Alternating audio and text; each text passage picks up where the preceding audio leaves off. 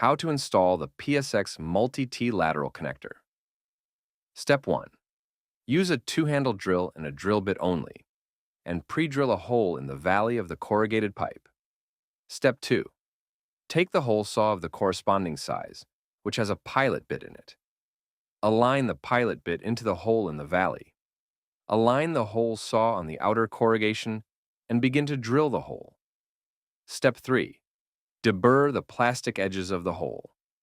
Step 4. Grab a rubber sleeve. Fold it up with one alignment node facing down.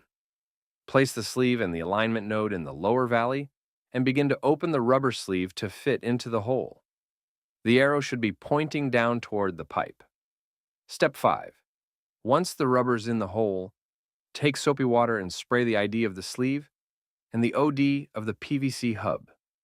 With your hand, rub the ID of the sleeve to ensure the lube has fully applied to all areas of the ID. Step 6. Insert the PVC hub into the sleeve by hand until snug. Then, take a 2x4 and hammer to finish homing the PVC pipe into the sleeve. There are 2 tabs that will be on the inside to help ensure the pipe is fully homed. Step 7. Once fully homed, take a clamp of corresponding size and install it over the sleeve in the channel at the end of the boot. Use a T-handle torque wrench to tighten the clamp to 60 inch-pounds. Thank you for watching this tutorial on the PSX Multi-T lateral connector.